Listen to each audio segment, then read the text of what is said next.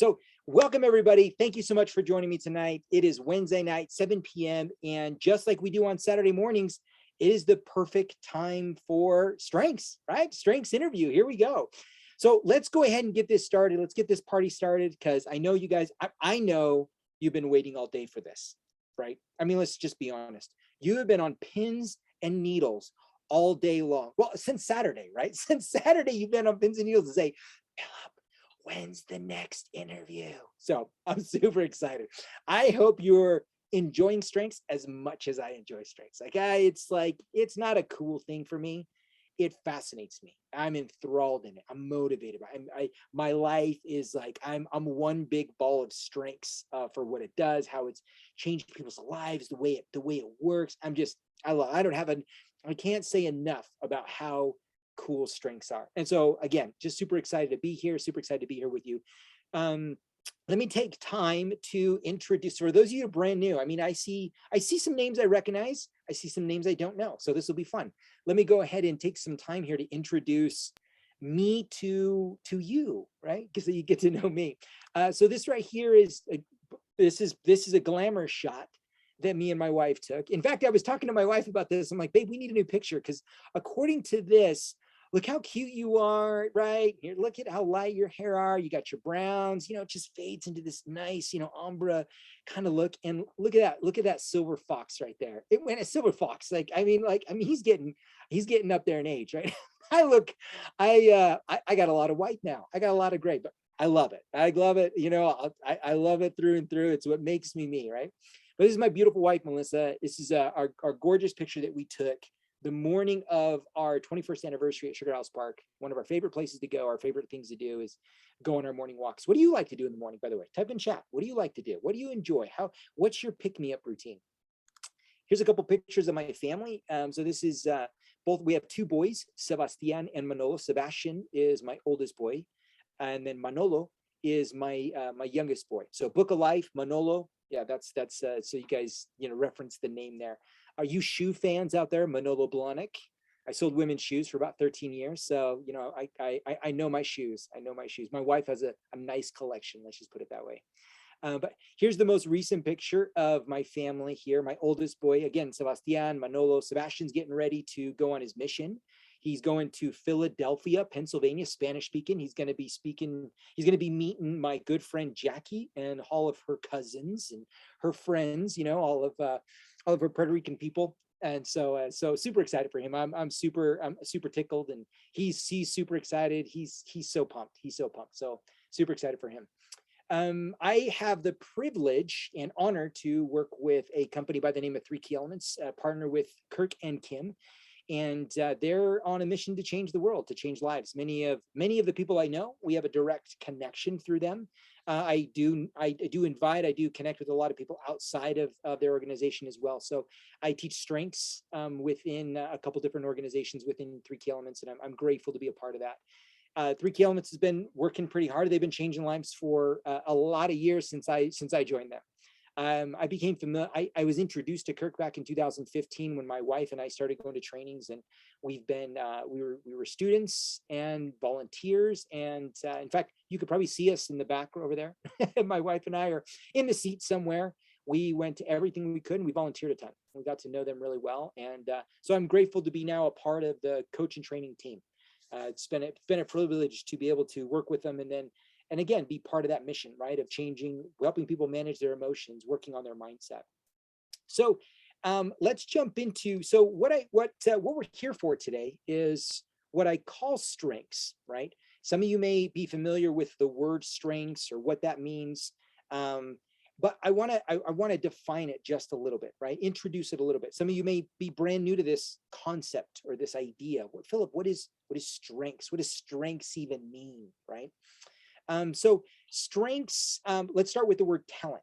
Okay, so Clifton Strengths, the Clifton Strengths Assessment. In fact, I'm going to bring on, I'm going to show before I do, let me help you understand Clifton Strengths, right? Clifton Strengths and the Clifton Strengths Assessment. So for those of you that don't know or ever heard of Gallup World Poll is what they're most well known for. They have an assessment called Clifton Strengths Assessment, and Over 90% of Fortune 500 companies use this assessment in order to help create and in order to help understand the way people naturally think, feel, and behave within organizations, teams, leadership groups. In fact, over 1,000 colleges and universities worldwide use Clifton Strengths. They have Clifton Strengths programs or clubs, that sort of thing within these colleges and universities in order to, again, help students at that level before they're going into careers, understand the way they naturally think, feel, and behave, to help guide them towards, something they might have more passion for, or, that kind of fits who they are, that kind of thing. Give them some opportunity to really explore. I know for myself, had I had that opportunity to really explore, man, what would it have done for me, right? So what I like to do is introduce the gentleman who, Mr. Don Clifton himself. So you guys have, get to know just him and something that has dramatically impacted my self-development, right? My personal self-development journey. And this quote by him, I think, speaks volumes. What will happen when we think about what is right with people rather than fixating on what's wrong with people? That's the whole psychology, the whole premise around strengths-based development, strengths-based empowerment, strengths-based growth versus, focusing on our weaknesses. Now, and it's a common thing. Like it's not necessarily it's not an uncommon thought process, right? As we pursue this idea of self-development or personal growth, most of us approach it with a very limited a focus in terms of our talents, and we focus a lot on where we're not good, right? Our weaknesses, what we need to improve. We see people and their success, right? We look at other people in their life, in their personal life, financial life, and we look at them and we think, wow, how did they get that? Or how did they accomplish that? They must be better than me.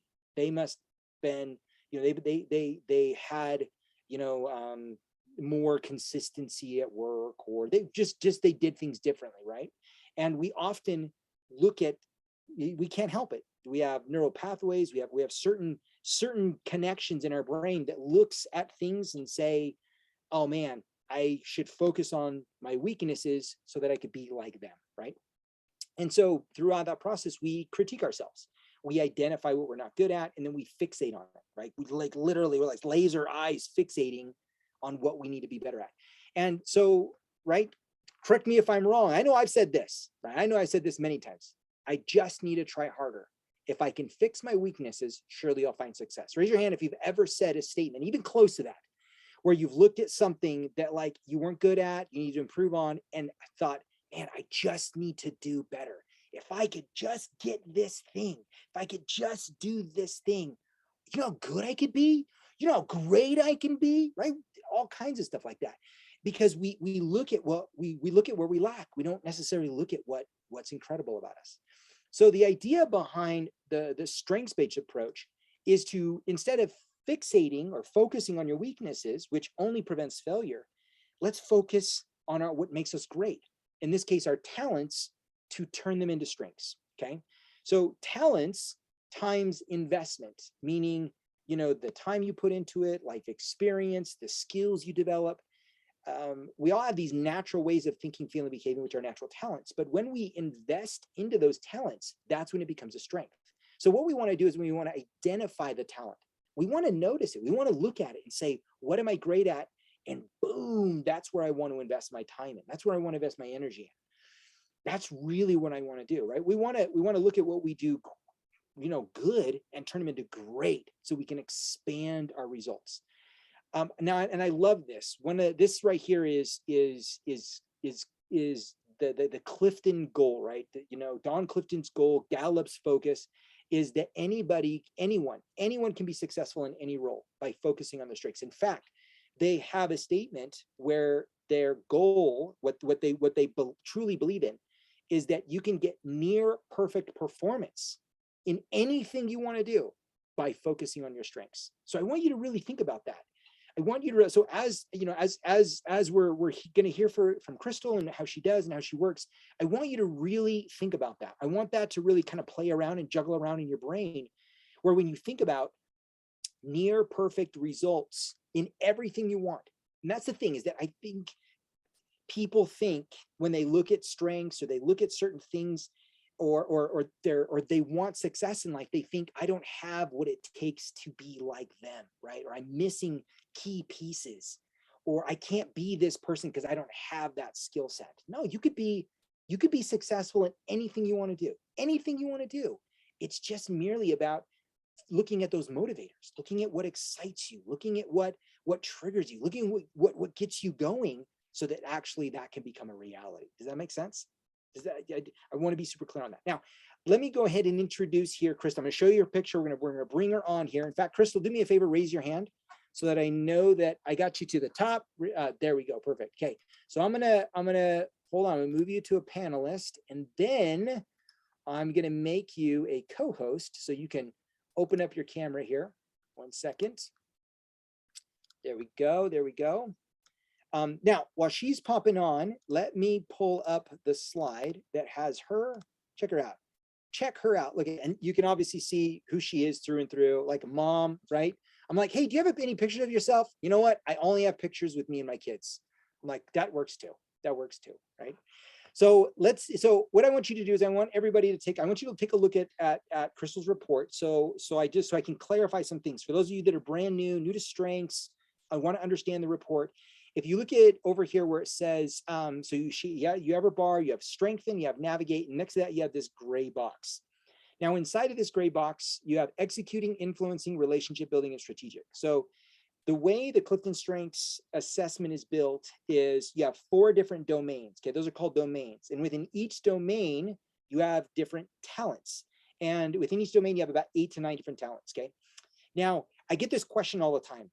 What's the difference between strengths assessment versus like Myers-Briggs or Colby or Hogan, that sort of thing? What I would suggest you guys do, if you really have those questions, I would go to gallup.com, and you can read articles. They have articles on there where they compare the two. Now, I know most recently, because someone asked me about Colby, and so I actually read the article on it. And one of the things specifically there, Colby is more of assessment that's based on how you learn. You know, what drives your interest in learning, how, you know, the way you learn. And so they implement that in working environments to figure out, how can I help educate or teach or, you know, work with these people within that. Clifton Strengths is 100% devoted and created and supported all around performance. Like, it's all around performance. So I want you to think of the difference between strengths and any other assessment doesn't necessarily define your personality based on characteristics. What you have to understand is that your assessment hopefully shows you, and should show you if you know how to read it and you're really into it, is that you own an incredibly high performance machine. Like, this is where I'm talking like the best of NASCAR cars, or I'm not a car guy, but I don't know if you can imagine, think of this car, this souped up car, and what it's meant to do is for you to teach you how, number one, how unique your operating system is, how customized the engine is, the way the seats work, the way the steering wheel sits. It's this customized, souped up performance machine that you get to sit in order to drive where you want to go as fast as you want to go. And you just got to learn how to navigate. That's all you're doing. You're learning, you know, how, when to go fast, when to go slow, how to move within that. But it's all built around performance, 100% to drive you to figure out how do you work? How do you operate? So when people really want to know how to utilize it, it's really meant to drive every aspect of your life to near perfect performance, near perfect results. So with that being said, we'll go. I just want to be super clear on that so people really understand the value, the impact that it can make, and what that can mean for people and what that can mean for you. So without any further ado, let's bring on Crystal, and let's have her talk about herself, right? Wouldn't that be fun? Ultimately, that's why we're here. We want to hear Crystal talk about herself. So Crystal, how you doing? I'm doing well. How are you, Philip? Doing good. Doing really good. So thank you for being here. I greatly appreciate it. Oh, thank you for having me. I'm sorry if there's noise in the background. The kids It's life. Sound like wild animals downstairs. It's kids being kids, doing their thing, living life, right? And so it's all good. I love it. No, it's all good. You might hear scratches at the door. My dog's trying to get in, so she can jump on my lap while I'm teaching. So we're all good. It's all good. So let's start off. So for those of you guys that don't know, I did a pilot program, and this was about how long ago, Crystal? About Wasn't it? been over a year, right? Well, you did the pilot program over a year, and then my sister and my mom told me to come to one of your webinars, and I got in on some of your private coaching when you did it one-on-one, I think back in August or July or August. I think it was, right around there, maybe a little bit before that, because I'm trying to think, because I joined anyways, time frame right around there. So I had been, so Crystal is I've known her and worked with her for a bit, and it's been super wonderful. So do me a favor and introduce yourself so that people get to know, what do you do, your background, your kids, all that good stuff. Okay. Well, I'm Crystal, and I have 6 children ranging from 3 to 14, and I homeschool them. I homeschool 5 of the 6, not the 3-year-old. And I run a business on the side with my sister, and she started doing the strengths thing with Philip, and I didn't know what she was talking about. And my mom was doing it, and I was like, they were so excited and talking about it. And I'm like, so you took a really nice personality test. Good for you. It's so good. And finally, after talking about it and how in depth it is, she's like, no, it's not just a personality test. It's not just a personality test.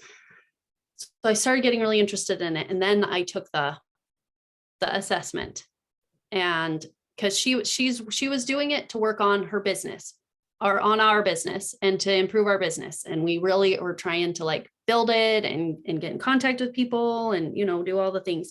And so she had started doing Philip to do that. And she was talking to me about it because we're partners. And then she started talking about her kids and all her life stuff she was doing. And I was like, I thought this was kind of for work, but it just sounds like a personality test. So you and mom keep that to yourselves. And so then I took the test, and I was like, whoa, that's pretty cool. It's really cool. It's very in-depth. It's in the descriptions it gives you, because it times all your answers. It's not just answers. And then it's you had 6 C's and 7 D's and, the ones in the magazines or newspapers. And you're like, oh yes, I'm a such and such. And this is all the things. It's it times you, and the dang thing times out on you. And it's you're going too slow. You answered that one too slow. So, and it took all that in account, and then it popped it out, and it was different. And my sisters and our reports are very similar, but they are so different when you read the little layout of that stuff. So that's kind of how I got involved with the strengths and all that. Cool. So what was now, and again, you obviously spoke about, your initial thoughts about it in terms of the assessment, and that's common. I'd have to say, I was that way, right? Someone asked me to take it, I'm like, oh, another personality test. Really, what am I going to get, right? And obviously, it's changed my life, which is why I'm here. And so, but I think that for most people, that's fairly common, where they're like, what am I going to get out of this? How is it really going to help me? Is it really going to do anything, right?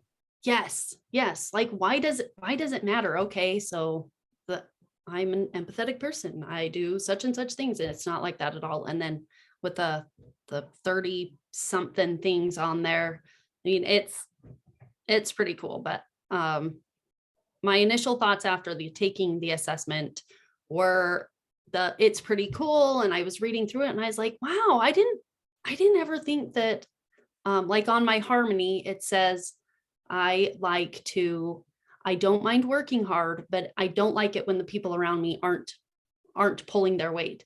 And at first I was kind of like, well, I mean, I don't mind working. I like working hard. I don't like to sit around and not do anything. I don't like that.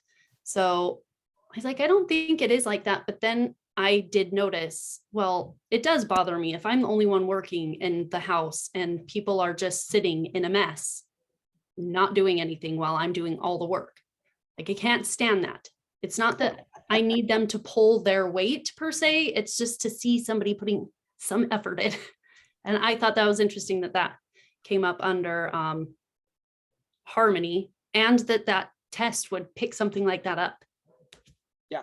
So just so you guys know, what she's talking about here is when you look at your assessment inside of these, you have pages 3, 5, 7, 9, and 11, where you can look at, so if you look at what her top 5 are, you can see that she's talking about very specific information. Now, I have a couple people on that I know have actually harmony, one specific person at harmony number 1, and that doesn't say in their harmony, right? So what makes this so unique in what Crystal's talking about is where the other 33 strengths lie. So for example, her harmony at number 3, and the fact that the other 33 are in the order that they're in, that is going to impact what that specific information is and how it motivates her. So when I say that this is a customized operating system and you're in this high performance, you're a high performance machine, and you operate uniquely, you work uniquely. That's how in depth this really is. It isn't just this is who you are and this is what makes you alike other people. No, this is who you are. And by the way, you need to know that this is also unique, very unique in how you do it because of the way everything else operates. And so this is, it's incredible. It's absolutely incredible. So I love that you pointed that out, because that's a big awareness piece that most people don't notice, right? They don't notice those little details like that. So thank you for saying that. Yeah. Those printouts, they have a lot of those little tiny tidbits in there that I don't think we even recognize about ourselves all the time. But a lot of them were accurate. I guess that was one of the things I was very surprised about. And I did like it. I thought it was great. I was surprised that I have zero ability to influence anybody. And that while I'm a strategic thinker, strategic thinking is number 34. So I thought that I found those things interesting about the assessment, that you could have like a strategic thinking from that gray box thing, but not actually have some of the little pieces, strengths that would go on it. So, and that's really good that you bring that up. So just to clarify again, how in depth it is, right? When you look at, how Gallup, so each domain, executing, influencing, relationship building, strategic thinking. Inside of each domain, you have 8 or 9 different themes. Now, inside of those themes, inside of the domain, those themes, we're either heavy influenced by or not. They're either big motivators within us or they're not. And so in this case, as you look at her input, her learner, her context, intellection, analytical, where her ideation is, she only has one theme outside of 17 in strategic thinking, and that theme happens to be the strategic at the very bottom. And what that says is that she has all these processes in her strategic thinking brain, but when it comes time to specifically the characteristics or the details within that particular theme don't necessarily motivate her strategic thinking processes. And that again is how specific and how in tune when taking the assessment that your results can really be. So I think this is and what's fun is because like what she was saying is I had a chance to look at her and her sister's report. And again, ton that is very, very similar, a ton that's super similar. But when you read the specifics of each one and you listen to their stories and to what's going on and what they're doing and what's not working, very different, like night and day in terms of different ways. So that's super cool. That's super cool for you to notice. It is. I thought that was neat about the test, and that it was discouraging when I found out, because when you're doing any type of business, you really have to have some ability to interact with other people. Yeah. And especially the type of business we're trying to build, it's like you influence and woo and do all these things. And I looked at my report and I'm like, so I'm never gonna succeed. I have zero influencing things until like the garbage heap at 22. So like I got all kinds of, I want to have one-on-one relationship builders up there, but none of the influencing. I'm like, how can you not have any influencing abilities when you need to have lots of people influenced and not one influencing capability? But it was a relief to realize I don't have to have those.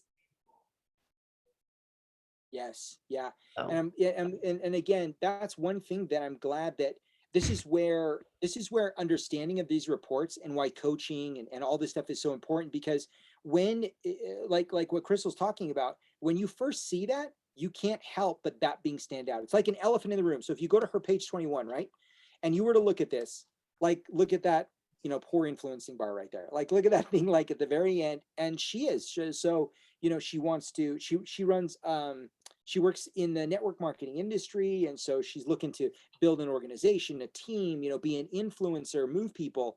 But like she said, Corey, and I remember talking to your sister about this very thing. It was our first appointment that we ever had. And she said, according to my Clifton strengths, I can't be this way. And so I don't even know why, right? It's so, and because nobody explains this, where they do it and they think I can't be who I need to be because I don't have the talents or the themes that equal success. Yeah. And it's important to know that when you understand the assessment, and more importantly, when you play excellently, is that she can be a phenomenal influencer. She just influences through other processes, through other things. You take, so again, who I work with Kirk Duncan, if you were to look at Kirk, right? Kirk, for those of you that know, for those of you that also work with him or learn from him, he doesn't have a single influencing strength above 21. I think 21 is where his first influencing strength starts. Yet he has, clients and students all over the globe. He has a network of hundreds of thousands of people that he's worked with, probably millions. And again, he's not motivated through influencing themes. And that's what's super important, is that you don't look at, if you were to look at my report, right? My report says, right, when you look at my report, like her bar right here, hers is strategic thinking, relationship building, executing, and influencing. Mine is relationship building, influencing, a little strategic thinking, and then a teeny bit of executing, which means I don't get anything done, right? According to that bar, right? I don't get anything done. I don't do anything. I'm that guy that just wants to, hey, you want to be my friend? Hey, do you want to do something, right? I don't actually do anything. I don't actually accomplish anything. I don't actually check any boxes, right? I don't do anything at all. And so it's important that you look at these results and that you look at these reports, and you don't just, that's why the study of it, the understanding of it, and really where it really can take shape is fascinating. Now again, on that flip side, so because I spoke to you yesterday, and you were telling me how last month in your guys' business, you guys had an incredible amount of success influencing people, right? You guys actually influenced people. You had enrollments. You had a good sized month, and obviously that says you're doing something right to actually get to the influencing mode, right? Yeah. I think we stopped trying to be influencers.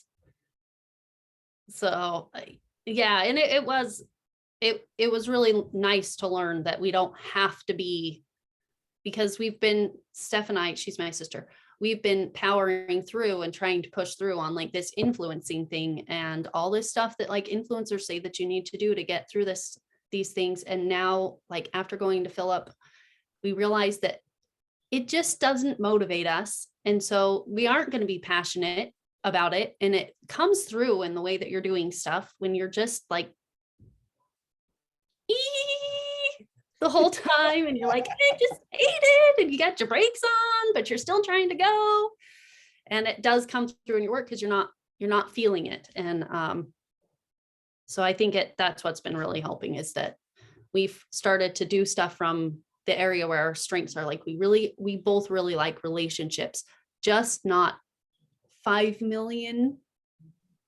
Like we are not big we want to bring everybody into our crowd thing, and that's okay. We can still bring people in other ways. Like we really like webinars and stuff. They're more personable stuff. We like the one-on-one type things, and that's really helped us build that up. And it makes me not feel guilty. It took the guilt away from feeling like we had to be talking to everybody out and about and doing all these things. And some people are really good at talking to people everywhere they go. That's not either of us. We're both like, here, take our money at the register. Have a nice day. Thank you very much. And let's go. Yeah, I think, I just love that so much. And I want, because there are people on here that I do know that are in, network marketing or in that field or in that type of business. And that is the mentality, isn't it? Yeah. You have to be this type of person and do it this type of way. And here you guys thriving now, having success by owning who you are and realizing and letting go of who you're not. Right. That's a major part of it too, is finally acknowledging. One thing that I know, that, by the way, that you must know about Crystal and Stephanie, these ladies are silly smart. I mean, again, I don't know if you saw their strategic bars, super smart, like ridiculously smart. Like really, really intelligent. And so one of the things you guys love doing is teaching, right? You guys love sharing, you guys educating. And I think often when it comes time to certain things, we think, oh, I can't do what I love. I can't do these things. I have to find a way to mold myself around to get people, instead of thinking, who can I be? And I just attract people into my arenas and into my circles. And so I can be awesome, right? Yeah, exactly. And that was probably one of the best things about the strengths, is just learning that we can just let it go and do things our way, in ways that make us fulfilled. And that actually motivates me to do a lot of other stuff that I was struggling with doing before. Like, one of the things I was struggling with that Philip helped me with is I like to be up early in the morning, but I was struggling so hard being a morning person. I've wanted to be a morning person for years and tried for years and years, and just was not a morning person. And after going through our strengths report and my strengths and going through a couple of sessions, he's like, well, your harmony needs to have time alone. Like, it says you like to sit and write and journal and you want to do these things. I'm like, well, I don't really like journaling particularly, but when I do write down my thoughts, I started forcing myself to sit in quiet and write down my thoughts, usually about problems that I'm already like working on, like, or things I'm gonna say. Like this morning when we were talking about doing this, I jotted down some notes, which I've got here, about things about the strengths that have affected me, and it just lets me get everything out on paper, and it does help me process my thoughts better. And I'm already very restorative, and so it really like feeds that a lot. It's like they feed each other. And so he helped me learn to use my deliberative, which I think is like number 12, and plan out so I could get up in the morning. So now I'm able to get up, at 4 or 4:30 multiple times a week and get that time in by myself. And I notice the days I get it in, I am a much better mother and homeschool teacher and wife, because I've gotten that time by myself. I swear the kids are always there. It's bedtime and you put them to bed an hour ago, but they still need you. So I love that, and I think that that's one of the things that most people don't know, that strengths can really point out, is we all have motivators, but we also have needs within our strengths. Like, there are things that we crave that we can't explain. And sometimes we label it as like a love language, right? I have a need for communication or compliments or gifts or physical connection, or we label it as just something, just like that, kind of generic. But when you really look inside of your strengths, you start to see motivators, and then you have needs. Like, each theme, every single theme, it talks about there's what you'll contribute. There's what you love. There's what you hate. There's a need. There's what you bring to a team. There's all these different components inside every single one of these themes. And the more and more you learn about your combination, like what Krista was talking about in terms of that harmony, that's huge. I love, because I remember when you and I talked about that, and that was, again, that was months ago. That was Yeah. months ago that we had talked about that. And here you are.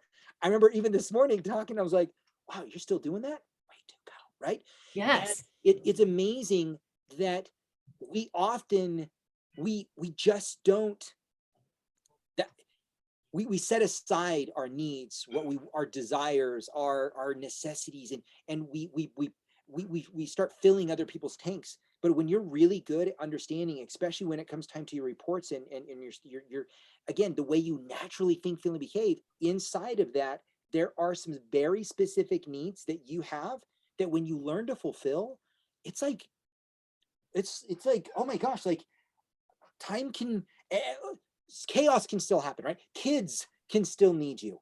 You still got to be, homeschool, wife, entrepreneur, all these different things. But when you get that time, when you get that ability to fill that need, you're like, I got this. Like, Yeah. it's no longer, oh no, I can't handle this. It's like, oh, I'm fulfilling it. I got this now. So I Yeah. love that you're still doing that. That says a lot about the impact of that, of fulfilling that need, and how it's obviously been blessing other areas of your life. Yes. And I'm able to utilize that same strategy of like tapping into the deliberative and really trying to pay attention to my strengths and where they work out into other areas. Like, I don't like to cook.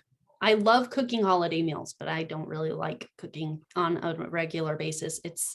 I like to bake, but that's fun with the kids. And Philip and I talked about that too. And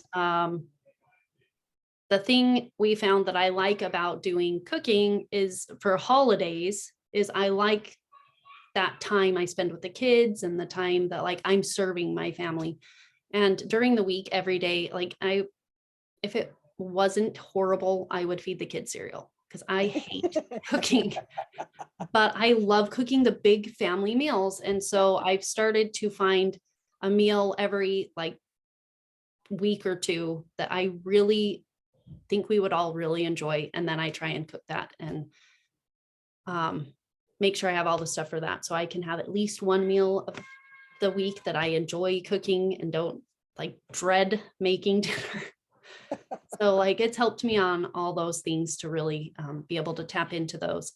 And like Philip was just saying, it teaches you what self-care is, because a lot of people talk about self-care all the time. And we bother to make sacrifices. You'll get up. I'll get up. And the hard thing is I'll get up in the morning and do everything. If the kids are sick or they need it, I'll stay up all night. I'll be up all day. I'll do whatever I need to take care of my kids and do whatever. But I mean, we never do stuff like that for ourselves. But when I learned to tap into my strengths, like my deliberative, and to make sure I was getting up, like I'll get up in the morning a lot of times because I think I'm never going to get this time again and I need this time. It does such wonders for me. Like 4 hours of sleep, I'll be like, all right, I'm going to get up. It's going to be hard. It'll be okay. But it'll be worse if I don't get up and spend some time just alone in the quiet. What a wonderful success story. Way to go. I mean, what a wonderful success of you fulfilling that need. And I think that's where I love that you've made that connection, because again, I've had a chance to work with a lot of clients. I've had a chance to work with one-on-one with lots of people like yourself.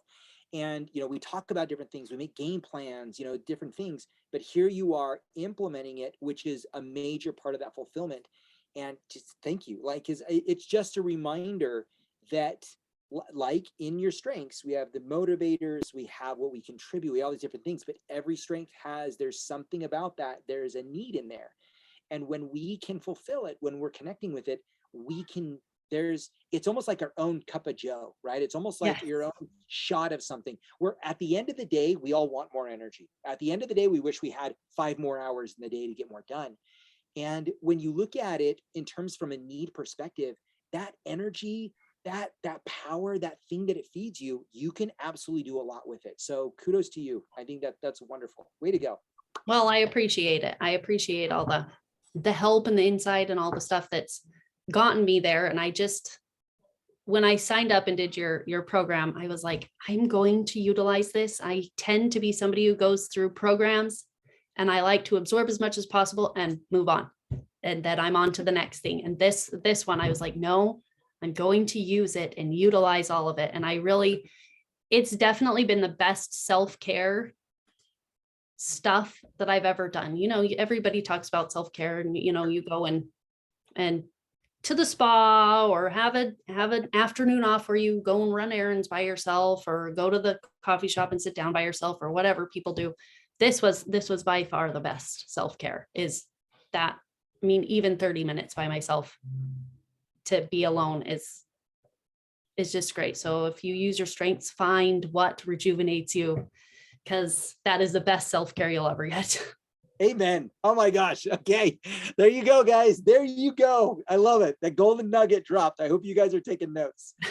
So Crystal, so tell me, what would you consider like out of all your strengths, out of everything you've learned, or talent wise, what do you think your superpower is? Like, what do you think you look at and be like, man, that is my thing. That's my jam. That's what I've learned how to really, is it that harmony? What would you consider like is your superpower?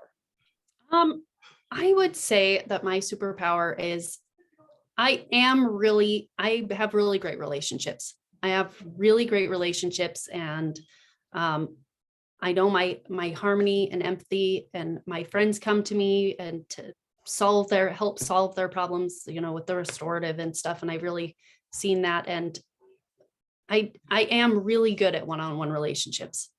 I do really well in those kinds of situations. I find that it's easy for me to connect with people like that.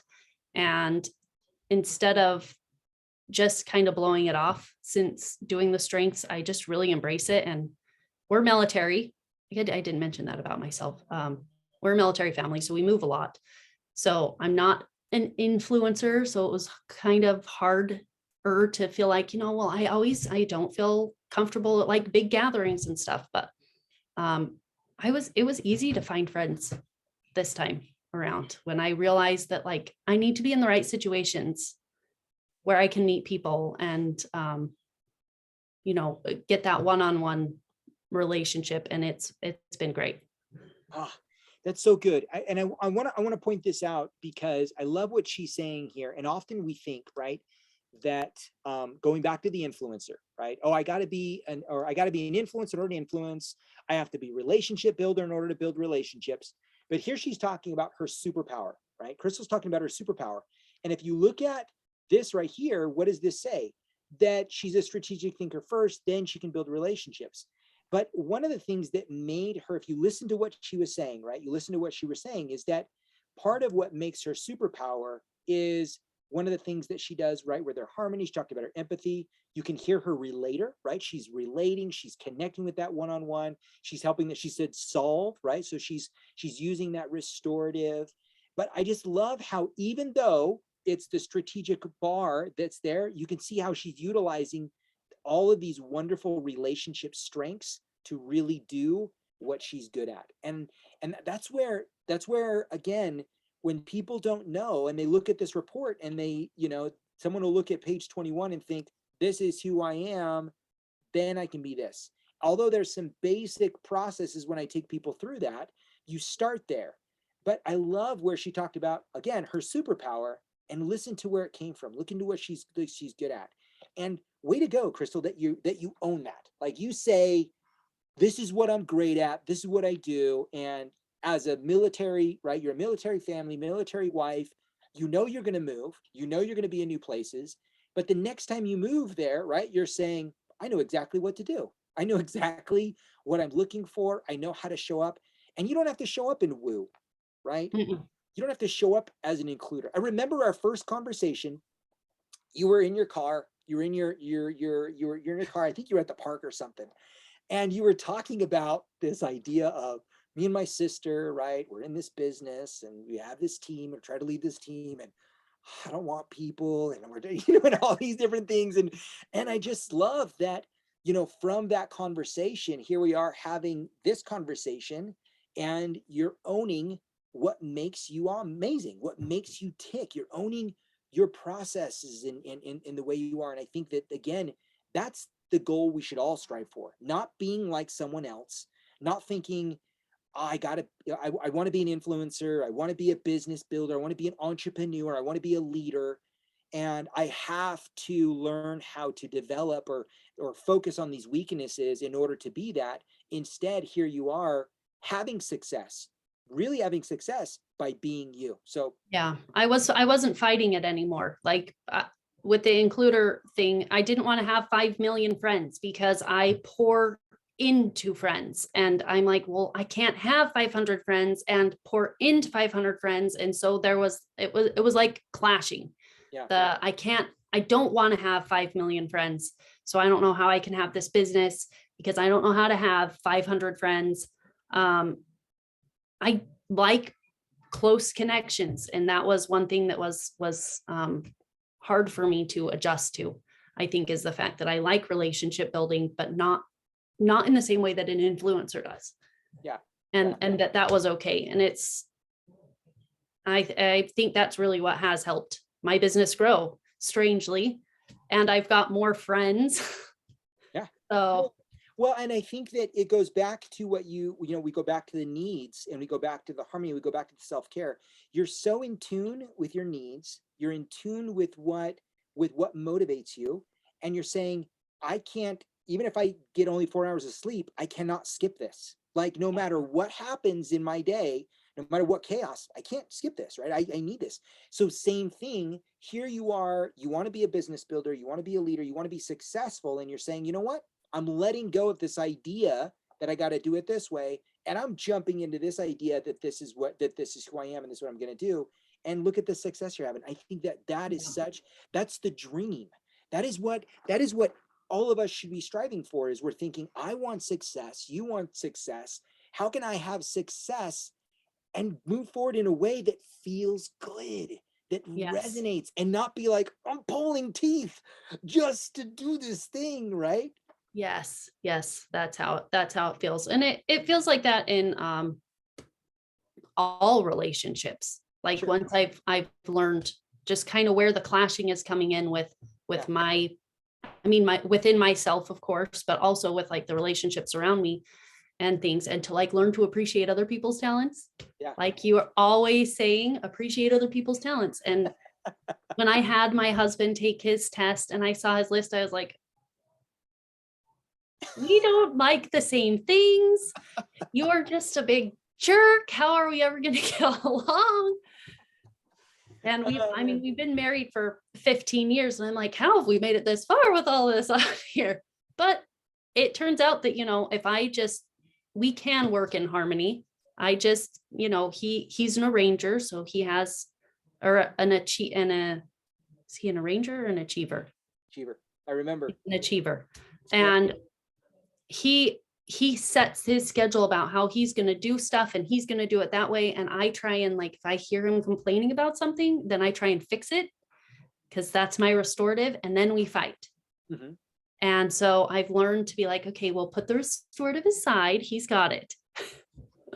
I remember, in fact, I think it was one of the last times that you and I talked, you were on vacation. And I remember you were talking, and you were talking specifically about something, or the way your husband was planning or playing on the trip, right? Doing ways on the trip, and the way he would go about that. And we talked about, you could see within his, obviously, and we were talking about his needs, or what he was fulfilling, what motivated him, and how those processes worked. And I remember having that conversation with you, and I just remember, you're like, oh, wait, you can see like light bulbs going off, right? And I love that you're bringing that up, because that for me is such, I mean, it impacts even my own marriage, my own life and understanding. I realize so much more now about my own marriage, relationships I work with, you, for example. I am so, and again, like you said, I always talk about this in terms of relationship, but when you understand, the moment I have decided this is the way I'm motivated, that I'm a custom, operating process, I'm a custom car, I'm a high performance machine, I have to, in that moment, immediately accept, so are you. And so are Yeah. you. And so are you. And so are you. And so are you. So are you. So are you. Which means I have to be open to the fact that you're going to be motivated differently. You're going to have different needs. You're going to have different processes. And now I'm open to explore that. So I love that you're bringing that up, because that's a major part of strengths that I think that the biggest part that I fell in love with was I thought, wow, if I'm this amazing, what does that mean for the people right next to me? There's something about them that makes them that amazing and successful and effective, right? Yeah. Yeah. And I've been really working on making sure I appreciate those things and figuring out where I might be colliding with, like my kids and stuff. Yeah. So I love it. And you, I remember you said you had your kids take the assessment, right? Or the I ones did. that are, yeah, the I had my two little oldest Explorer ones. one. The Explorer or the full one? The Explorer, the Explorer. two Yeah. Explorers. Yeah, I love that. Oh my gosh, that's so much fun. A strengths lover after my own heart. I feel like I've started this revolution, in a whole different home. I love it. I love it. Oh, you have. Right? Because your mom, your sisters, I think some of your other family has taken it. Your husbands have Yeah, taken my it, right? sister, all our husbands. I love it. Yes, I've got my kids have taken it. I think my sister had her older kids take it. I had it's helped with homeschooling the older ones, and they're two girls, and I've got a teenage girl and she'll be a teenager next year. So there's a lot of emotions. There's Yes. a lot of emotions. And having kind of an idea, the Explorer one's not as in-depth as this one, but it gives you an idea kind of where they're at. And so I just try and go off of that. And it does seem to help. Like I've got one competitive kid, and I'm not competitive, but if we race or set time limits and have her race herself or things like that, like that's really helped. Yeah. And same thing with my little guy, my Manolo, serious. I have learned so much from his report. I watch him all the time. I'm like, oh, that's why he's there. I literally had a conversation with my wife about this the other day. I'm like, that's the dependability. He's saying this right now. He's doing this because of that dependability. He has caring, something else in dependability.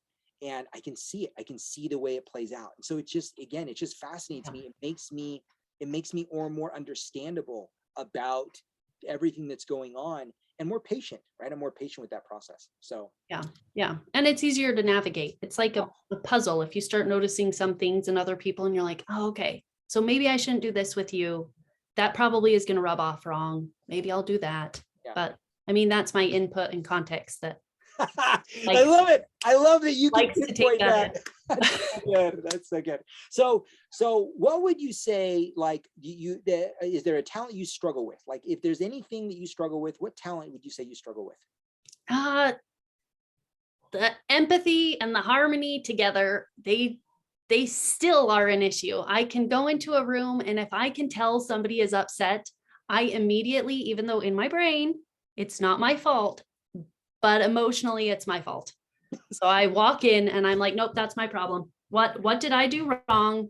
What can I? And then my restorative's like, what do I have to do to fix it? Even though in my head, I'm like, it's not your problem. You walked into this. It's not you. But I always feel like it's me because I just always feel in trouble.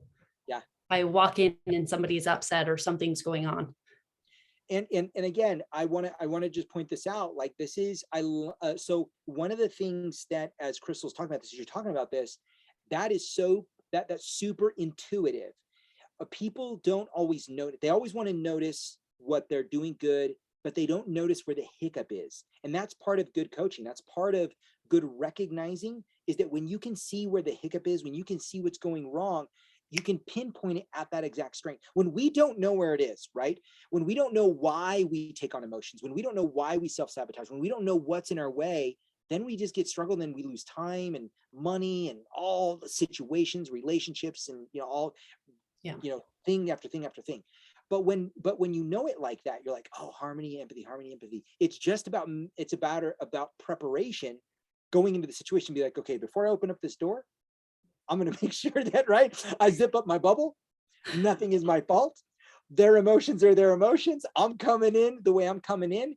I care about the consensus right now about this far. Anyone that comes into that bubble, they can stay. They're still out here. Yes. I'll figure that out when I get there. But right now, right, this is who I am. And so the more and more, we learn, and again, this is a process. I'm still learning all the time and seeing, oh, I caught that one there. Oh, I missed that. That's my this, that's my that, that's my this.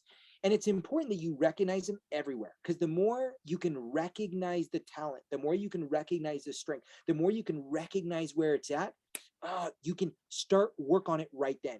When you can't recognize it, what do you fix? Like, that's like, it's almost like, imagine there's a leak. Imagine there's a leak in your pipes in your house, and all you hear is drip. You go into the bathroom, you hear a drip. You're in the kitchen, you hear a drip. You're sleeping in bed, you hear a drip. You go into the garage, you hear a drip, right? You're like, I know there's a problem. I don't know where the problem's at. I don't know where the problem's at. But when you can pinpoint it to an exact talent, then you could be like, I know where that problem's at. And now I know how to address it. Now I deal with it. So I love that you know what you're struggling with. You know what the problem is. You know where it happens. So then you're like, okay, let me create a game plan so that I can fix that, right? Yeah. Yeah. I have to, well, and sometimes if I walk in on something, that's when it starts to go crazy. If I walk into it, I'm like, oh, great. It's my fault. No, it's not your fault. You have this inner dialogue, right? That's happening. Yes. Yes. And then my restorative's like, all right, let's just fix it, get it over with. Oh my gosh, that's so good. Know thyself. I love it. I love it.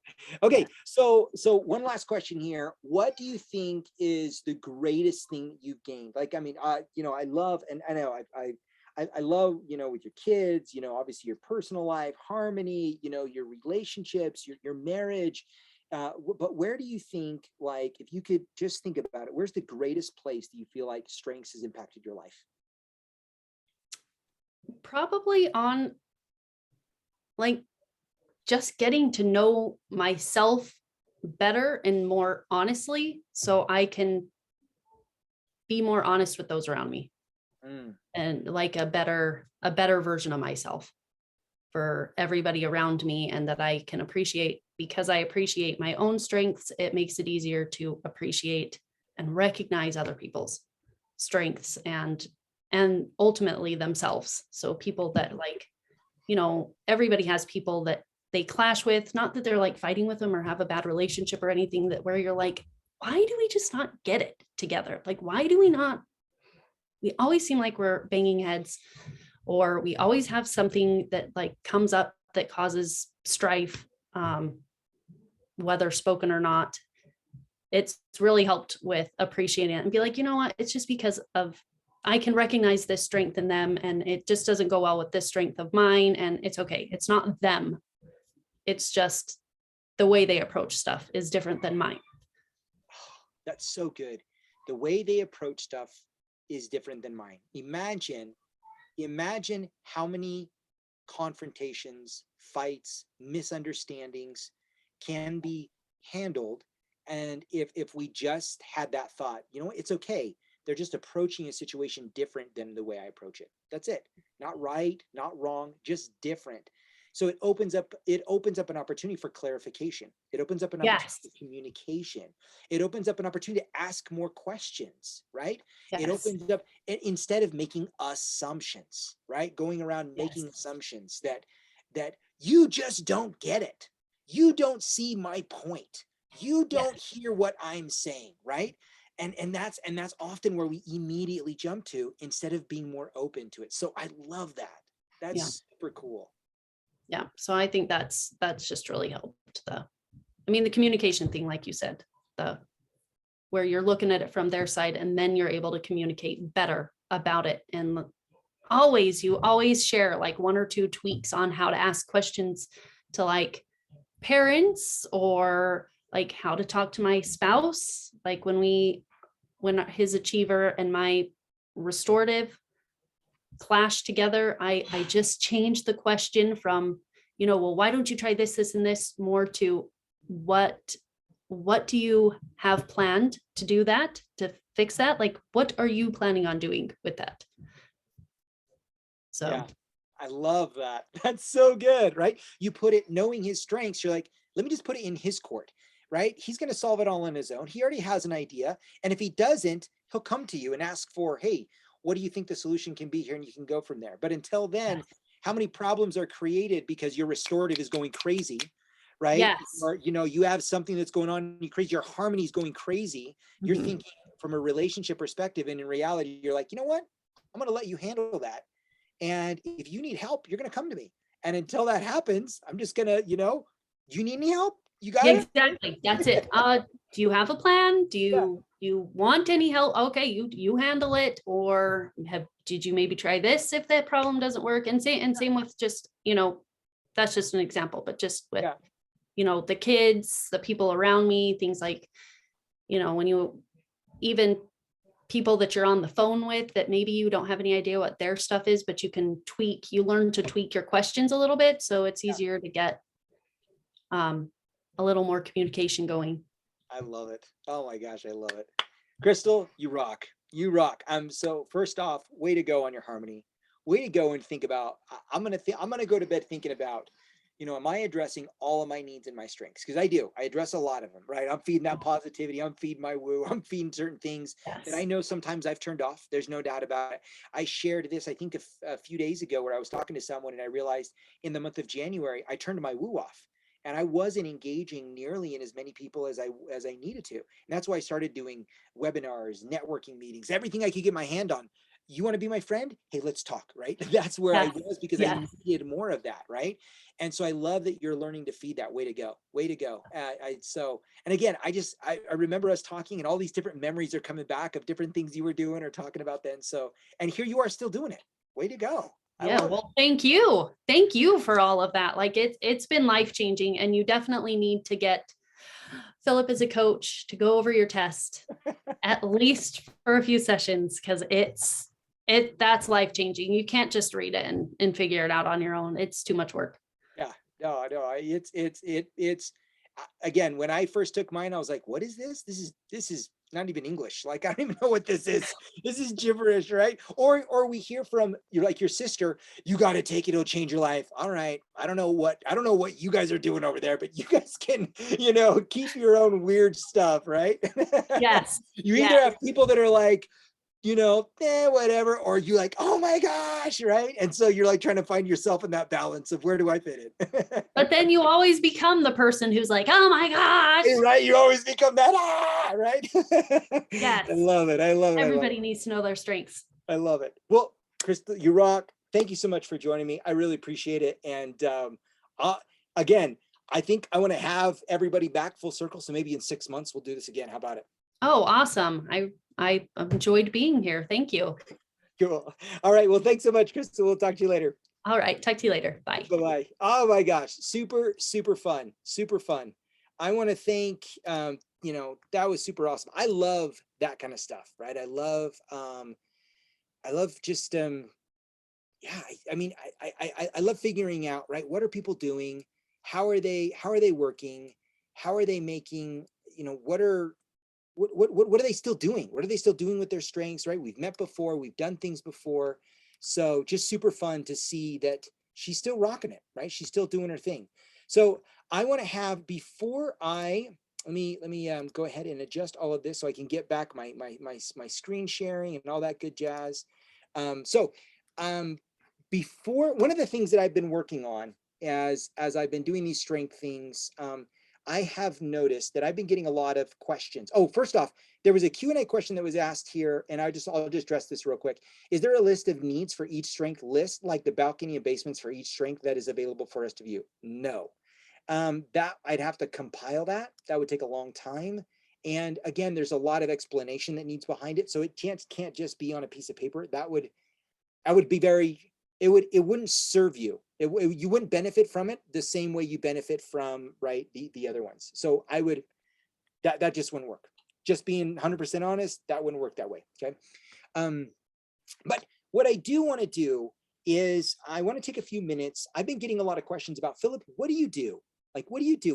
What is strengths and strengths coaching, right? Most people, when people say I'm an emotional coach, right? I coach people on their emotions. That makes sense. I'm a health coach. Oh, that makes sense, right?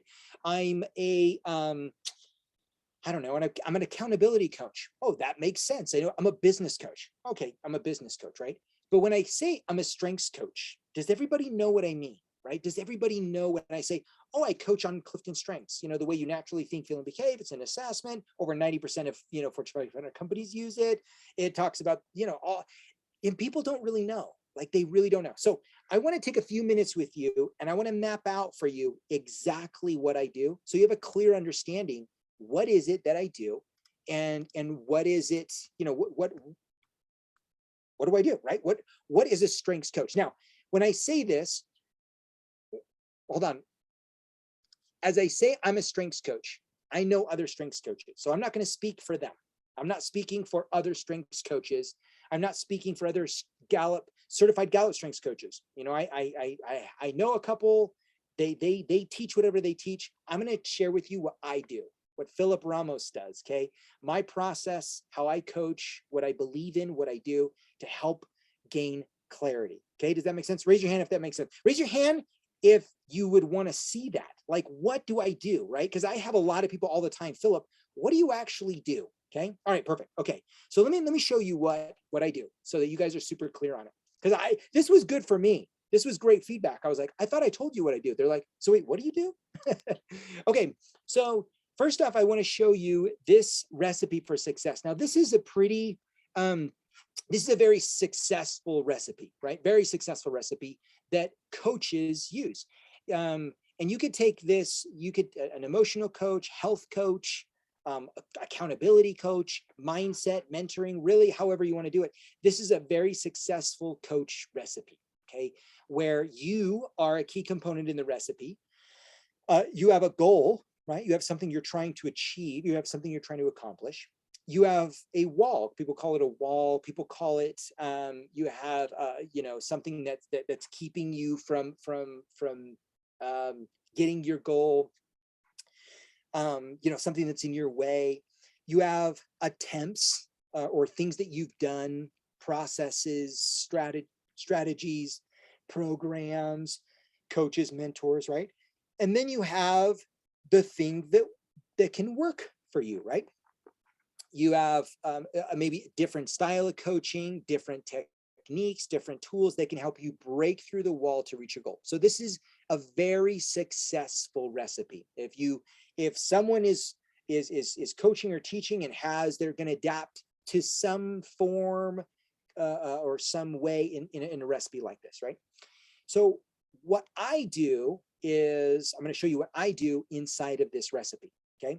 So number one, first off, we're going to take number one is what's different about what I do is right here, right? I don't just, you're obviously a key component in it, but you're the most important component in what I do, the most important component. And the reason is because I'm going to take Crystal here, for example. These are Crystal's strengths and these are my strengths. Now, if you look at, we've just talked about, right? We just got done talking about motivators and needs. We talked about relationships. And if I'm here trying to help Crystal reach this goal, right?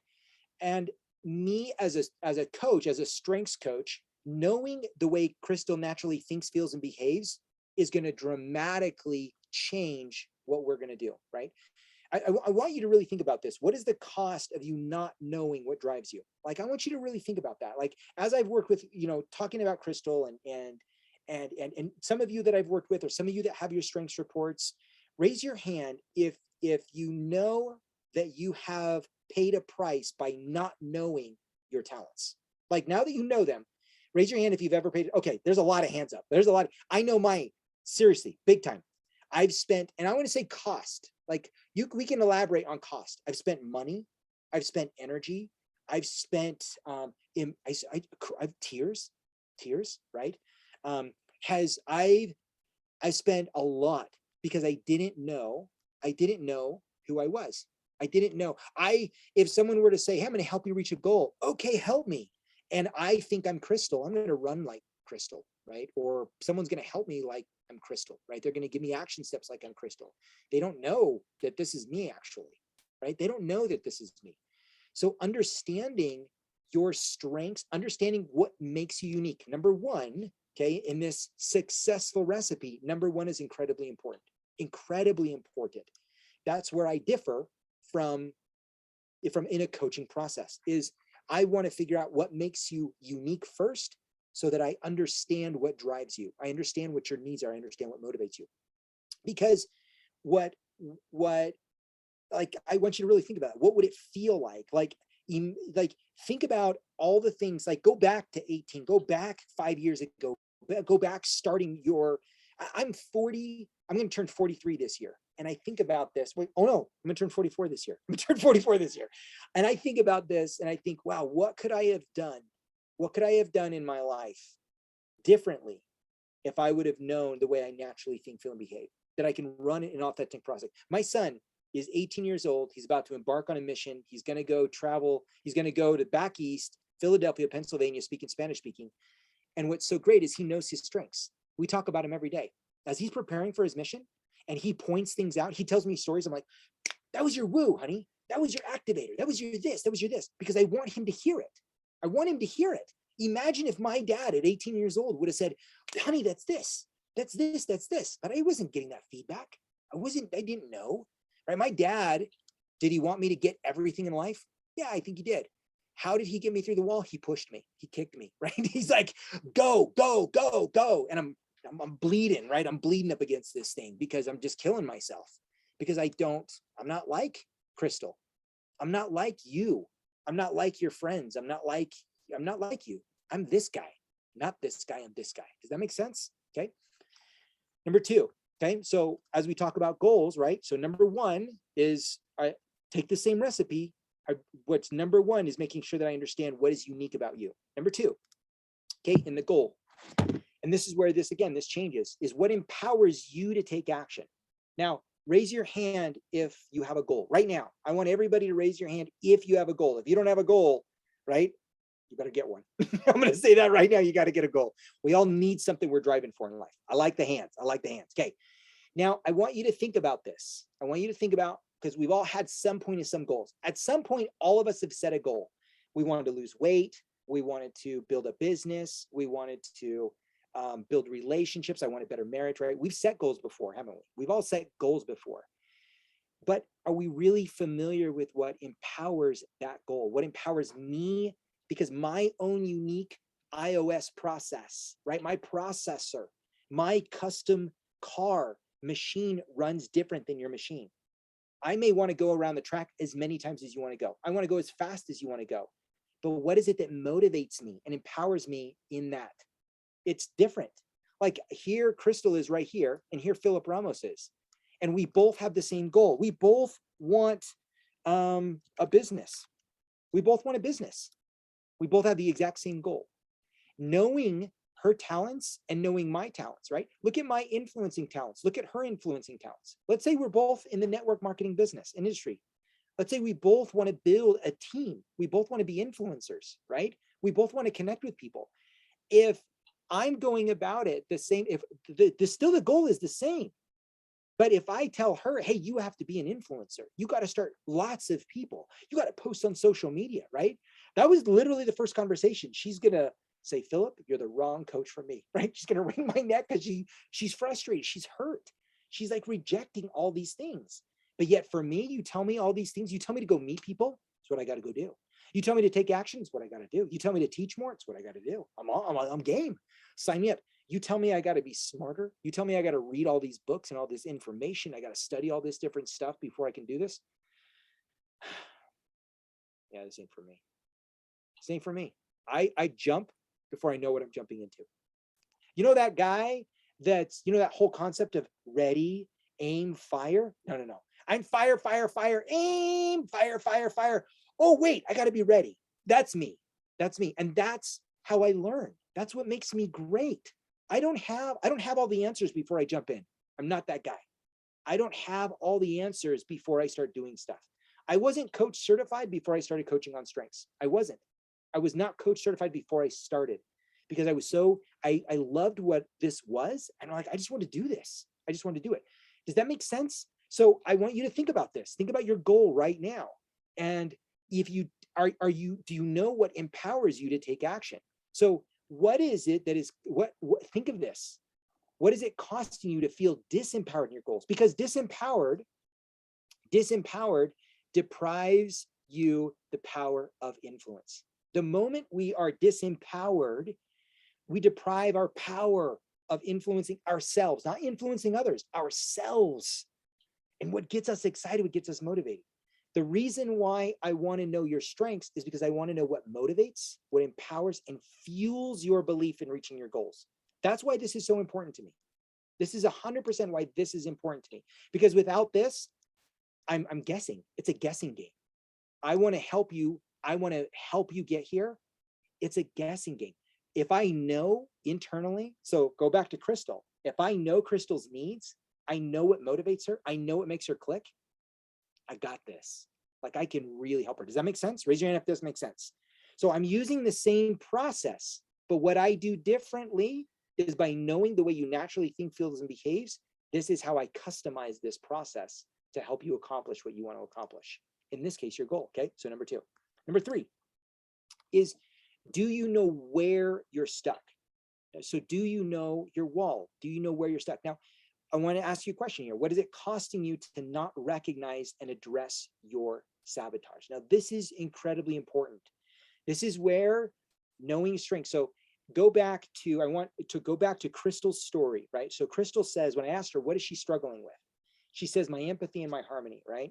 I go into a room or I go into a situation, and when she's not aware of, right, that what managing her feelings, separating those feelings from other people's feelings, when she recognizes her harmony, you hear in her voice, right? What changed by her recognizing about getting up? Even if it was 4 hours of sleep, she was going to get up at a certain time because she needs that time for herself, sets her entire day up to win.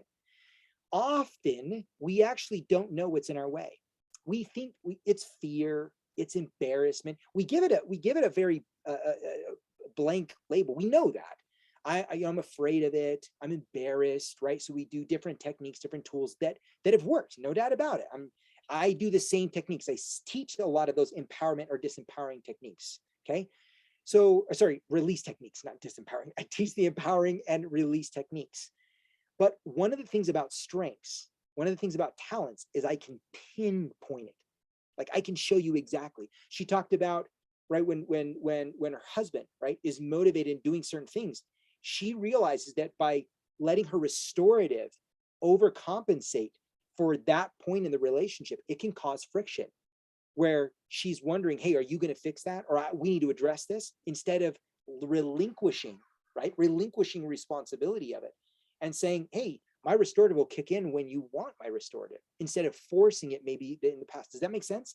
So here the wall could have been, right, miscommunication or struggle in the marriage. And it could be a combination of different things, but I can pinpoint it, like pinpoint with exact accuracy, exactly where you're struggling within your own process, your unique process. This right here, this is her unique process. This is my unique process.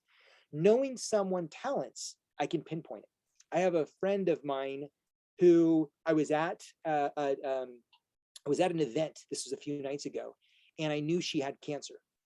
And one of the things she was talking about, where she's a big belief. She has a big high belief system in alternative and looking at other options, right? Instead of just trying to attack this cancer from a whole systemic thing. And it's spread throughout different things.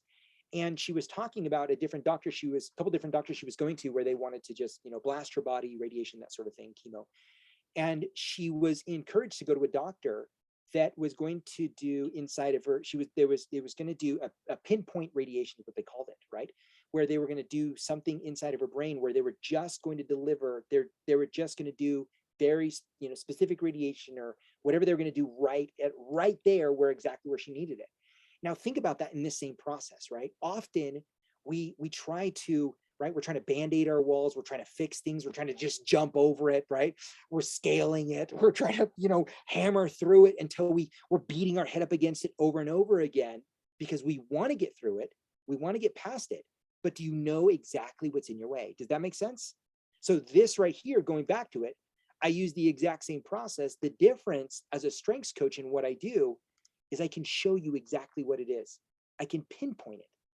I can show you, oh, it's this strength, or this is in your way. Same thing with myself. When I knew I was struggling in the month of January, I knew I was struggling. I wasn't meeting people. It was my woo. I was not getting out and feeding a need that I had. That's why I was struggling. That's where I was struggling with. Once I started doing that, man, things started clicking. Things started happening. Does that make sense? Raise your hand if that makes sense. Like, this is where strengths in my world, this is why I love strengths probably more than anything else, is because I can show you exactly where that struggle is. And just like what you heard from Crystal, she knew for herself, going into the room, going to the experience, she knows where her wall is. She knows where the struggle is. And when you know that, man, you got this. You can address it. You can fix it, right? You get like, oh my gosh, that's the one. Laser, pinpoint. You're more effective. You're more efficient in what you're doing. You get through the wall faster, right? Okay, so number one, we've covered number two, number three, now number four, right? Attempts to reach our goal, right? We've done different things. We've done different processes. Now, so one of the things that I do is I differentiate what worked and what didn't work. So often we look at the attempts, like let's say the goal was losing weight, starting a business, whatever it may be, right? We'll often say, well, this didn't work and that didn't work. And I hated this and this was terrible and this was terrible. And right, we'll just, none of it worked. Nothing of it worked.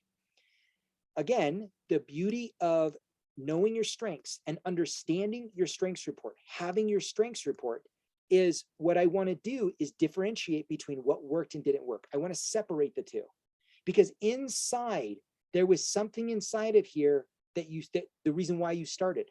There was something inside of here why you had momentum. There was something inside of here why you had some success. There was something inside of here that pushed you to a certain point that maybe it hurt and it became uncomfortable. And so I can show you which strengths were working and which strengths you maybe were hindering, right?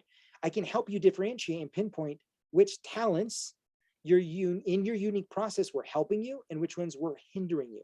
And it's super important to know, not everything that we did was a failure. Not everything that we did. So we want to figure it out. What was working, right? What specific talents? I'm like, oh, I was doing that. Oh, but I did too much of this. I can tell you in my life, like there's been times, man, I was killing it with my woo. Oh, my communication was terrible. I was killing it with my positivity. My woo was terrible, right? But I lump it up and I say, no, all of my woo was bad. My woo self-betrayed me everywhere. This self-betrayed me everywhere. And we don't distinguish. We don't figure out, wait, what was it that worked? What didn't work? And the cost of what? So we've hit this wall. And the reason why I want to use attempts, like raise your hand if you've tried to lose weight more than one time in your life, right? Raise your hand if you had a health goal. You had a gym goal. I want to go to the gym more than one time in your life, right? So did you signed up for the membership? At one point you were like encouraged by it. You're like, I can do this. There was something there that started. What gave up? What gave in? Where did you lose it? That's what's super important to know. What got in the way? Not, you don't want to blame all of it. Don't blame all of it. There's something there that really worked. But what happens is we, by hitting this again and again and again, subconsciously, do we want to set a new health goal? We don't. Do we want to set a new gym goal? We don't. We want to set a new business goal? We don't. Do we want to set a new relationship goal? We don't. We don't want to set it because the cost emotionally, financially, mentally has just been too high, right? It's been too costly. And because we don't know exactly what was not working, so we can turn that switch on, right? So if you look at this, like let's take Crystal, for example. Crystal's got 10 different switches in her top 10 strengths, right?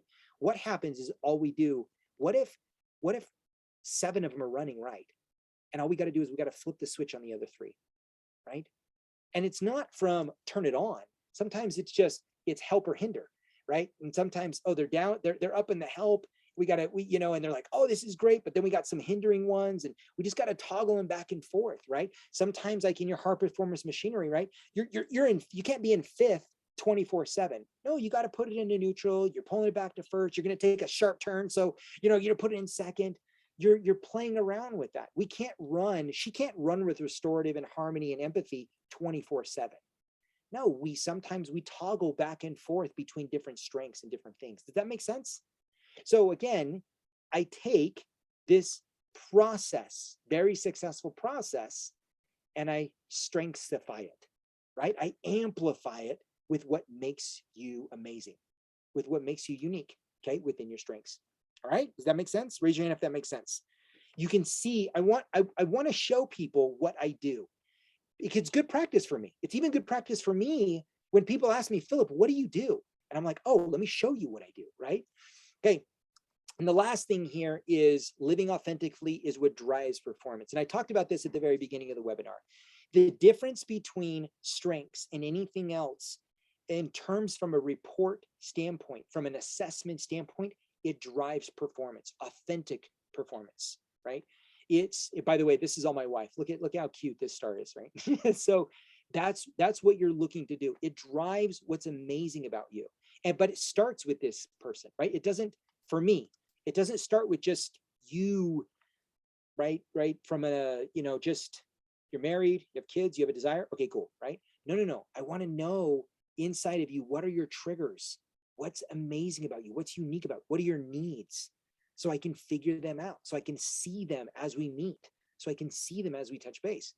And then providing you tools, techniques, and coaching, that's how I can help you get through it, because I understand this process. So I teach you tools, techniques that help you thrive, right, in your own unique talents, while helping you identify your blind spots to drive performance. So this is what I call like self-regulation and self-expressing. So I want you to express yourself. I want you to be who you are, but sometimes we've got to pull back. We got to move forward. We got to press on the gas, press the brake, right? We're just in this high performance custom machine that we have of our body, and we're learning how to play in it.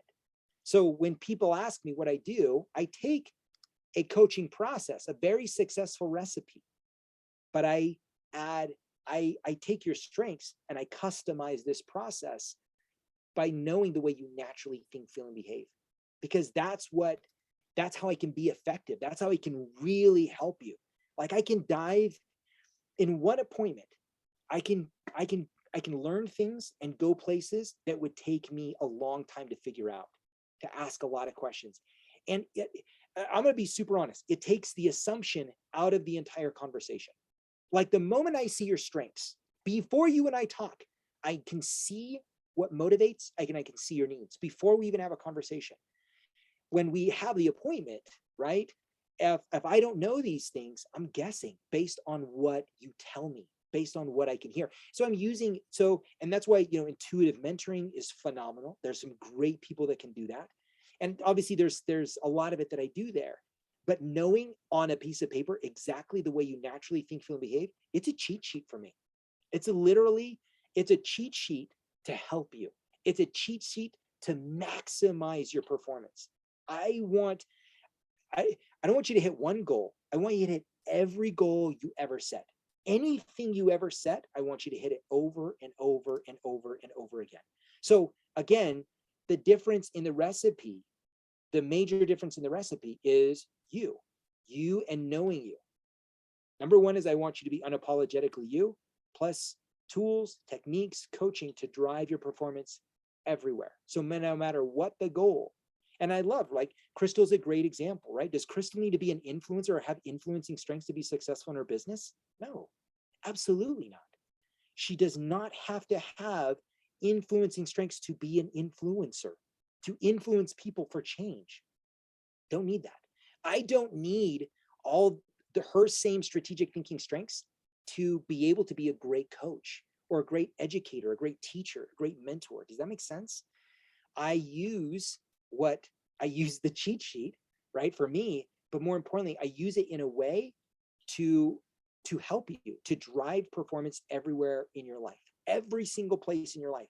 I want you to hit every single goal. And by knowing what motivates you, by knowing your needs, we could be more accurate in getting through the wall because we know what's in your way. We could be more accurate with the tools, techniques, with the coaching. we can look at the attempts and pull from the attempts and say, no, this worked. Don't throw this away. Look at what this did. Look how this achiever worked or this activator worked, right? If I were to look at everything, my activator has served me, but it's also hindered me. I've been unafraid of just taking the leap and doing things. Has it hurt me in lots of situations? Absolutely. But to say that it's hurt me everywhere or that everything, no. But I need to be able to pull that out to say, no, it worked right here. So how can I take what worked and apply it at this new goal, right? Or this new thing? How can I take what didn't work, adjust it, in my woo, my positivity, my strategic, and move it forward? And so I hope this really clears up what I do, what I love to do. Okay. So recap what I do with people when I work with them, right? Number one is I help you discover what makes you unique, right? Through your report. We go in depth, just like Crystal said, it's just a piece, it's just paper, right? It's just information if you don't know how to read it and you don't really understand it. That's what I do. I want to help you understand it, right? Help define what makes you unique. Number two is I want to help you uncover what motivates and empowers you. So you're really searching for what resonates you, driving towards every goal, no matter what the goal is, what drives that, right? When you're looking at your vision board, what excites you? What are you motivated by? Instead of being, I don't want that, that frustrates me, that hurts my feelings, right? We can all have the same goal: money, relationships, success, achievements, but there's different motivators within inside of us, within our talents, that I can show you in order to drive towards that. Next is we want to pinpoint your blocks and remove them. So where within your talents, where within your strengths is it hindering you? Where in the wall, right? Where in the shame and the blame and the hurt and the frustration and the story and the trauma can we see those specific things? So we're really pinpointing, let's boom, laser focus that bad boy. Okay. We want to differentiate what works and what does not. We're not going to roll it all up into one and chuck it. No, we're not going to light that plan on fire when there was a reason why you started it. The first time you set a health goal, there was something there. Let's run with that. I want to know what that was so we could pull some of those pieces out and then set a new one and just fix some of those adjustments, just fine tune it, right? Fine tune it. There's a reason all those great things, you are successful. You've done things in your life because of the way you naturally think, feel, and behave. So let's not throw out everything thinking that it didn't work. We just got to figure it. We got to separate it. We got to pull it apart and keep what worked, and let's work on the things that didn't. Okay. And last is living unapologetically to drive your performance to reach all of your goals. It's what I love to do. It's what I do. Okay. This is what I do. So for those of you that want to learn, that are interested, the next step for you to take is, number one, if you don't have a strengths assessment, take the assessment. If you go right here to this link right here, in fact, just so you guys know how proud of working with 3 key elements and being a strengths coach for 3 key elements, we were one of 3, the third, sorry. We almost made the third company to get an affiliate link with Gallup, all of Gallup, right? We're talking Gallup Global, thousands of strengths coaches. They work with, thousands of some of the top companies in the world. And we were the third company to get an affiliate because I happened to apply. I really pursued getting the affiliate link with Clifton because I'm proud of what we do. I'm really proud of what it does. I'm proud of this process, and I know it works. 100% works. I can see things. I can see things as a coach, as a mentor, to help you because of your report, because I understand it. Okay. And the next thing would be to book a call. Like if you have never talked with me before, you don't know, I want to know what you're working on. What are you working on in your business? What are you working on in your life? What are you working on personally? What do you want to accomplish? What do you want to achieve? I want to know what those are. And I want to teach you how to master your strengths. I want to teach you how to get so good at it to really just like, oh man, do it here.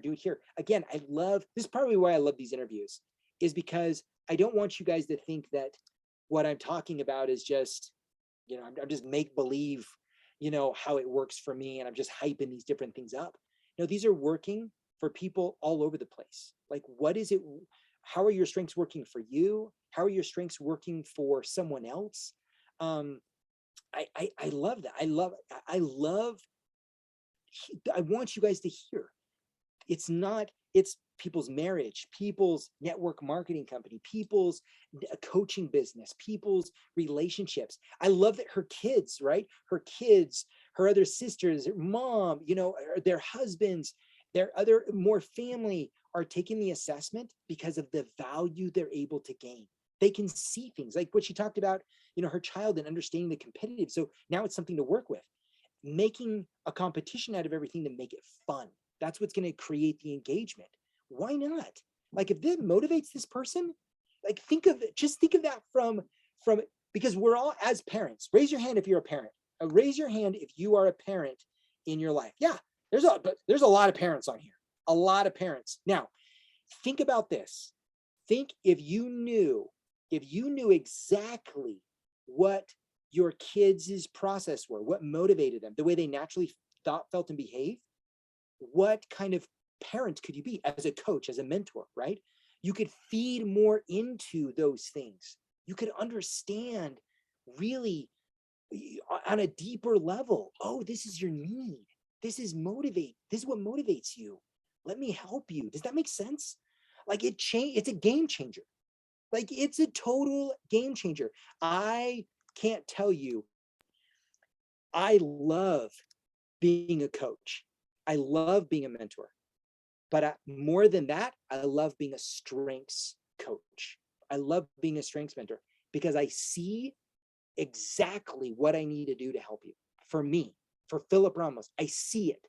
Like the moment I see your strengths, the moment you start telling me stories, I see it. I can see it just like that.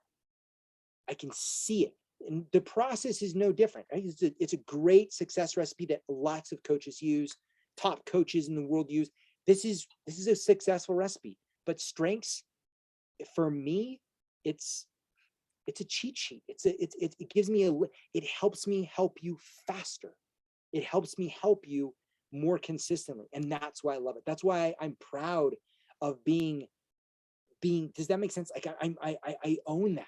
I own that, and I love it. And so I did. So do me a favor, raise your hand if me taking you through that showed you what I do. Like if you ever asked me, Philip, what do you do? And I were to show you like that I answer that, because I want that so that I know, oh, okay, perfect. Okay, perfect. Because that's what I want to answer for people. When people say, Philip, what do you do? What does a strengths coach do? Now, again, I can't speak for all strengths coaches. I don't know. There's all kinds of different strengths. I just talked to someone the other day that wanted to become a strengths coach, and they were going to work with spiritual groups, different, work with faith, strengths-based coach, a faith-based strengths coach. Sorry. I do a lot of relationship coaching with strengths. I love that. That's probably my favorite little thing to do. But ultimately, this is what I believe, that if I can help people through this, right, regardless of the goal, relationships, business, anything, I love that, right? And so for me, this is when people ask me what I do. This is what I do, right? This is how I do it. So I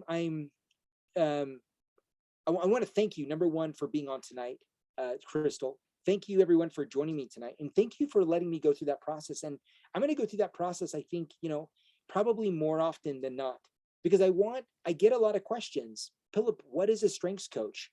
What do you do? Like, what do you do? Again, if I'm an emotion coach, right, people know. If I'm a business coach, kind of people know, right? If I'm a mindset coach, people know, right? If I'm a health coach, people know, but they don't know what strengths coaching is. And more importantly, again, I can't speak for all the other strengths coaches out there. They don't know what Philip Ramos does. And so that's where I want to be better at. I want to be better at really showing people this is what I do, right? And this is how I do it, because this is what I love to do. This is how I love to help people. Okay. So we're going to wrap up here, but I got a couple questions. How do you figure out what your needs are based on your strengths? That is a great question, Mary. So let me say this, that number one, that's why strengths coaching is important. I mean, if I can say, the reason why coaching is important is for that reason alone, is because I help people pinpoint their needs within the strengths, right? That's really not necessarily what we learn, even as Gallup certified coaches. It's what I've seen I've studied enough reports. I've studied enough strengths. Um, there's certain words that you always read and always have within each theme and each talent. And so I've gotten good at noticing them, and I've gotten good at again customizing those needs. So for example, like Crystal, right? What her needs were based on, right? Were based on a combination of her strengths. And so that was something I was able to give to her and say, hey, this is something you could do that is really going to dramatically impact your day, your life. Right? She talked about cooking, and we were able to see when does she love cooking, when what she does she not love cooking, right? And so we were able to work on that. So part of that is really getting to know your strengths, really getting to know who you are. I can't tell you how many strengths coaches I've talked to, and I talk about needs, and they're like, what are you talking about, right? How do you find that, right? So they didn't even know what I was talking about, because they don't take people in the depth. They don't show people what I show them. They honestly don't. Like, they're very surface, when it comes time to strengths in a lot of different ways. Like I've talked to different coaches that have had their certification a lot longer than I have, and it's just something I'm fascinated by. I'm more fascinated by what makes you tick than anything else, and because I want it, because ultimately, and again, I do believe this. I don't know if they believe this. I don't know if they believe that living authentically really drives performance, like really drives performance. Do they really believe that? I don't know. I honestly don't know. I do, 100%, because I've seen it in my own life. All this stuff that you guys see that I put together, all this stuff that I know, it's not because I have learner high. It's not because if you look at Crystal's strengths, and that's why I said that, Crystal, her sister, you guys, you're probably smarter than I am. Smart knowledge for the sake of knowledge does not intrigue me. It does not. I'm not motivated by it. Like, I didn't graduate high school, didn't go to college. That doesn't at all intrigue me or motivate me at all. People motivate me. Moving people motivate me. That 100% does. So when I look at people's strengths, when I read their reports, I'm really looking. I genuinely am like deep searching. I want to see it, because the goal is to move you. I don't want just lip service. I don't want to just, I never thought in a million years I'd ever be a coach. Never thought I'd ever be a coach. The only reason why I ever even chose into being a coach was because of strengths, because I was so fascinated by what I learned and what I saw that I'm like, I can help people. Like I think I can really do this. Does that make sense? Like, that was really just like mind boggling to me, that I could ever join this mission, this environment of being a coach. But it was only because of strengths, because it made sense to me. I saw things of moving people. It's not like I learned. It's not like I didn't go through literally Galified certification and they're like, okay, this is the need and this is the thing and this is the stuff. And again, when I talk to other coaches, they don't always talk about the needs. It's not something they're necessarily talking about. For me, it's a primary thing I think that everyone should know, right? Raise your hand if you think you should know what the needs are to your strengths. Like, raise your hand if you think that that's valuable, right? Holy cow. I think almost every single hand went up, right? That is massive, to know what your needs are to your strengths, to what your needs are. We think it's just physical things, love languages, right? We just think, oh, it's my love language, or it's this love language. And again, that's why when taking people through this process, right, with knowing, like, is this important? Would this be important? Would this be important to understand? Would this be important to understand? You start talking about needs, you start talking about all these different things, and the customization you can discover with all of these processes, for me, it's priceless. That's why, again, I love coaching. Can't speak for other strengths coaches. I can't speak for what they do. I can't speak for the processes they go through. I know strengths coaches who got their certification that don't even practice. They're not actively practicing strengths coaching. I don't know. I don't know why. I'm not here to, say why or anything. I'm just telling you what motivates me and why I'm a strengths coach and what I look for and how I can help, how I can really help. So again, to answer your question, I wish I could, you gotta look. You really gotta look. You have to look. If there's any time to plug coaching, I would say right now. I mean, if there's anything I would say, get a coach. Like seriously, like that's the best thing I can say. Yeah, I didn't know any of this before I got coached. Like I didn't know anything in terms of like even when I got a coach, the stuff that he was helping me with is nothing I'm talking to you guys about because it was just very surface, right? It was just there were things that he didn't motivate him, right? That maybe motivated me. Does that make sense? So I hope that answers your question. Yeah, keep coming on to these, and maybe you'll hear, right? Maybe you'll hear different things. You'll be like, oh, I that's mine, or that's it, right? Kind of thing. So that would be my best suggestion. How do you say that in 20, 30 seconds? I'm assuming what you talked about, my, what I do. I actually told my wife that 90 seconds, I have 90 seconds to say what I do. And I want to get really good at saying that. So that's what I'm going to do.